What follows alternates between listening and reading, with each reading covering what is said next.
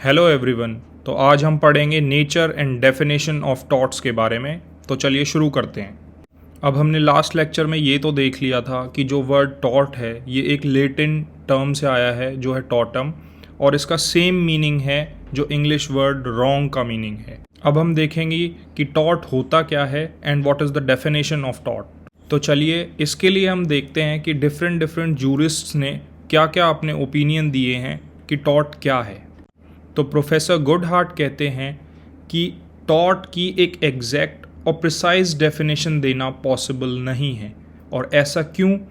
क्योंकि वो ये मानते हैं कि जो लॉ ऑफ टॉट है वो अभी भी ग्रो कर रहा है, it is still growing and have not reach its saturation point. तो इसलिए लॉ ऑफ टॉट्स की कोई प्रिसाइज डेफिनेशन नहीं दी जा सकती।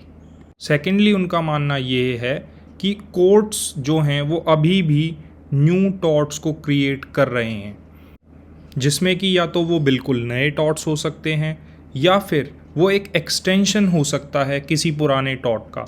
इसका एक बहुत अच्छा एग्जाम्पल है ओलियम गैस लीक केस। इस केस में कोर्ट ने एक नया प्रिंसिपल स्थापित किया, the principle of absolute liability. इस केस से पहले जो प्रिंसिपल था वो था स्ट्रिक्ट लाइबिलिटी का। But after that case, or in that case, the court have established a new principle of absolute liability, extending the old principle of strict liability. तो professor गुडहार्ट के पॉइंट ऑफ व्यू को sum up करते हुए हम ये कह सकते हैं that law of taught is still growing. तो चलो नेक्स्ट देखते हैं कि सालमन क्या कहते हैं। उन्होंने टॉट की क्या डेफिनेशन दी है। तो सालमन कहते हैं कि टॉट is a civil wrong for which the remedy is in common law and the remedy is unliquidated damages and which is not exclusively the breach of trust और द ब्रीच ऑफ कॉन्ट्रैक्ट और the breach of any merely equitable obligations. तो in easy words salmon ये कह रहे हैं कि taught जो है वो एक सिविल रॉन्ग है जिसकी रेमेडी कॉमन लॉ में दी गई है। वो रेमेडी क्या है? वो रेमेडी है अनलिक्विडेटेड डैमेजेस। अनलिक्विडेटेड डैमेजेस मतलब कि कोर्ट फैक्ट्स और सर्कमस्टांसेस को देखते हुए डैमेजेस की जो कीमत है उन्हें तय करती है, वो पहले से निर्धारित नहीं होते। And most importantly this civil wrong is not a breach of contract, कि ये सिविल रॉन्ग जो है वो ना तो ब्रीच ऑफ कॉन्ट्रैक्ट है, ना वो ब्रीच ऑफ ट्रस्ट है, और ना ही वो किसी और ऑब्लिगेशन का ब्रीच है। अच्छा, इन्होंने ऐसा क्यों कहा? लॉजिक देखना आप कि अगर वो ब्रीच ऑफ कॉन्ट्रैक्ट होगा तो वो कहाँ चला जाएगा? लॉ ऑफ कॉन्ट्रैक्ट में चला जाएगा। अगर वो ब्रीच ऑफ ट्रस्ट होगा तो उसके खिलाफ क्रिमिनल एक्शन भी में भी चला जाएगा, और अगर वो कोई ब्रीच ऑफ अदर ऑब्लिगेशन होगा तो उसके लिए भी अलग से सिविल लॉज हैं। That means what Salmond is trying to say is कि टॉट एक ऐसा सिविल रॉन्ग है जो कहीं और किसी लॉ में फॉल नहीं करता। चलो अब देखते हैं कि विनफील्ड क्या कहते हैं। विनफील्ड कहते हैं tortious liability arise from the breach of a duty primary fixed by law. This duty is towards person generally and its breach is redressable by an action of unliquidated damages. तो easy language में Winfield ये कह रहे हैं कि जो टॉर्शियस liability है वो एक ब्रीच ऑफ ड्यूटी से अराइज होती है, और वो ड्यूटी किसने फिक्स की है? वो ड्यूटी फिक्स की है लॉ ने। किसके प्रति वो ड्यूटी फिक्स की गई है? आम लोगों के प्रति। और अगर उस ड्यूटी को कोई ब्रीच करता है तो उसकी रेमेडी क्या है? उसकी रेमेडी है unliquidated damages depending on the facts and circumstances of each case. तो अब हम इन सभी जूरिस्ट्स की डेफिनेशन और व्यू पॉइंट को देखते हुए इजी लैंग्वेज में खुद से क्या कंक्लूड कर सकते हैं कि टॉट क्या है और क्या टॉट नहीं है। तो हम ये कह सकते हैं कि टॉट एक सिविल रॉन्ग है जो अराइज होता है ब्रीच ऑफ ड्यूटी से, और जिसके लिए रेमेडी है अनलिक्विडेटेड डैमेजेस। और टॉट क्या नहीं है? टॉट ना तो एक क्राइम है, ना ब्रीच ऑफ कॉन्ट्रैक्ट है और ना ही ब्रीच ऑफ ट्रस्ट है। तो अब हम इजी लैंग्वेज में क्या डेफिनेशन लिख सकते हैं? A tort is a civil wrong which arise due to breach of duty and remedy for which is unliquidated damages.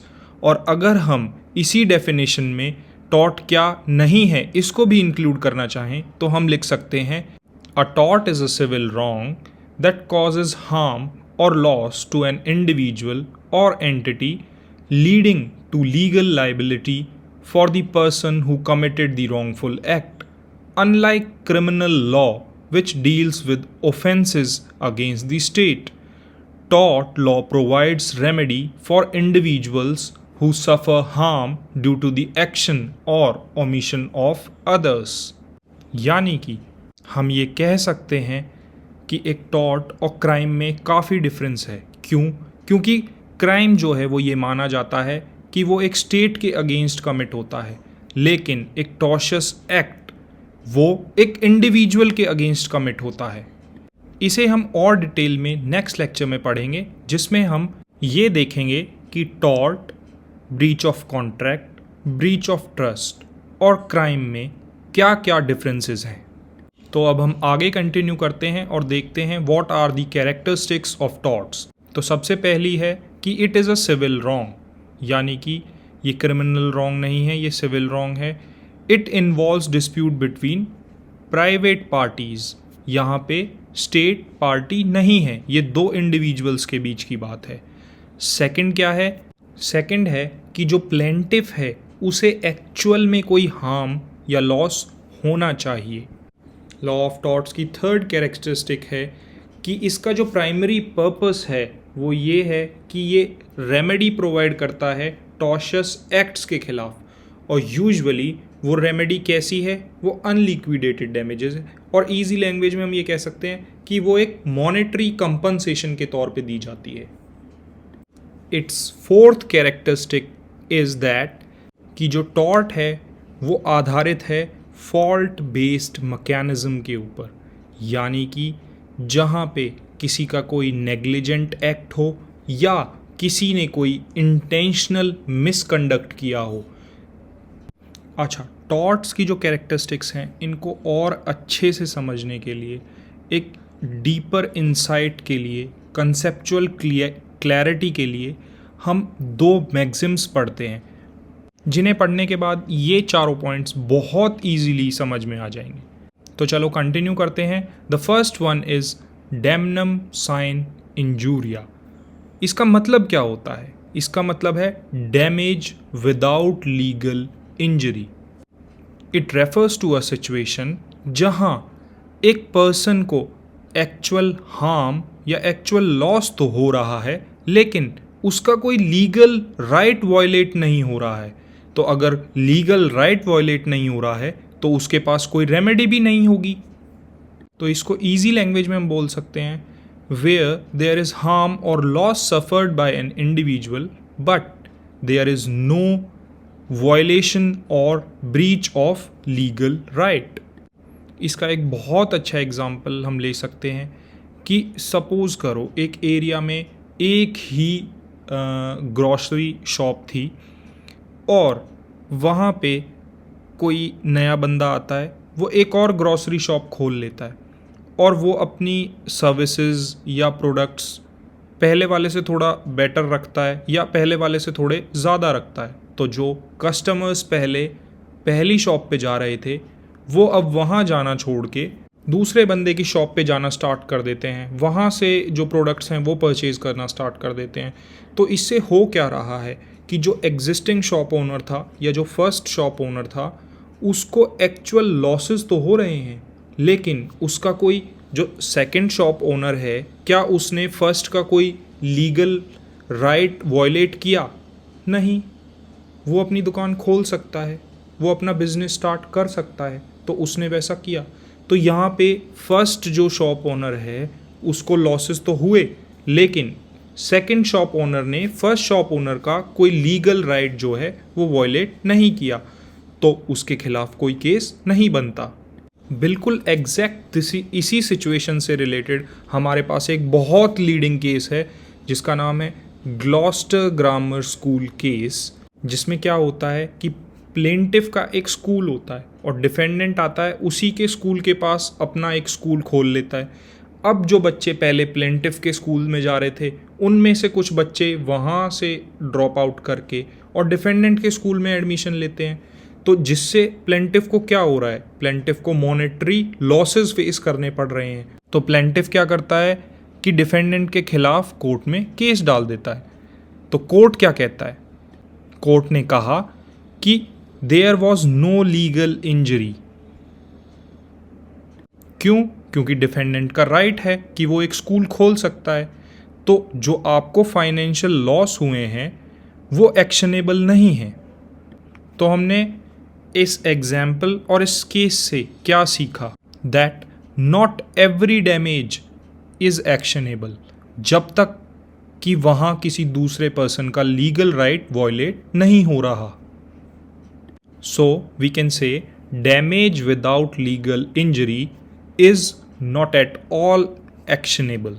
अब हम चलते हैं अपनी सेकंड मैक्सिम की तरफ, जो है इंजूरिया साइन डेमनम, जिसका मतलब है injury without damage.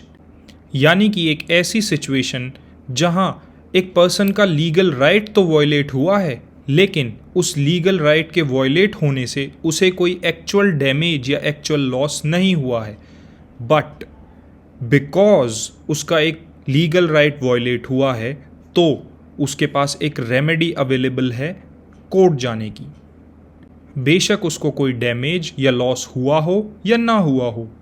In easy words we can say it is violation of a legal right without causing any actual harm और लॉस टू द इंडिविजुअल। इसका एक बहुत कॉमन एग्जाम्पल हम ले सकते हैं ट्रेसपासिंग का। अब कोई पर्सन किसी दूसरे पर्सन की प्रॉपर्टी में उसके बिना परमिशन घुसता है तो ऑब्वियसली वो उसके एक लीगल राइट को वॉयलेट कर रहा है, और उस वॉयलेशन के खिलाफ वो पर्सन जो प्रॉपर्टी ओन करता है वो उस ट्रेसपासर के खिलाफ कोर्ट जा सकता है। अब बेशक उस ट्रेसपासर ने उस प्रॉपर्टी को कोई डैमेज पहुंचाया हो या ना पहुंचाया हो। इस कंसेप्ट को और अच्छे से समझने के लिए हम एक बहुत लीडिंग केस लॉ को देखते हैं, जो है एशबे वर्सेस वाइट। अब इस केस में क्या हुआ था, एशबे जो है वो वोट डालने जाता है और उसको वाइट जो है वो वोट डालने से रोक देता है। अब यहाँ पे एशबे का एक लीगल राइट था टू कास्ट हिज वोट, लेकिन उसे उस लीगल राइट को एक्सरसाइज करने से रोक दिया गया, उसे वोट नहीं डालने दिया गया। तो वो क्या करता है, वो वाइट के खिलाफ केस फाइल कर देता है। अब वाइट अपने डिफेंस में कोर्ट में ये बोलता है कि बेशक एशबे ने वोट नहीं डाली, लेकिन जिस कैंडिडेट को एशबे वोट डालने वाला था अल्टीमेटली वो इलेक्शन जीत गया। दोनों तरफ के फैक्ट सुन के कोर्ट एशबे के फेवर में डिसीजन देते हुए ये कहता है that violation of legal right itself constitutes a cause of action, फिर चाहे कोई डैमेज हुआ हो या नहीं। तो इस केस से हमें ये पता लगता है that infringement of a legal right is actionable regardless of the fact that any actual damage is caused or not. So, to conclude this lecture, we can say law of torts is an integral part of legal system which addresses civil wrongs and provides remedy in form of unliquidated damages to those who suffer harm. And by understanding the nature and definition of torts, one can appreciate the mechanism in place to ensure the accountability and justice in everyday interactions. So, this was it for today's lecture. अब next lecture में हम पढ़ने वाले हैं difference between tort, crime, breach of trust and breach of contract. So, thank you and God bless you all.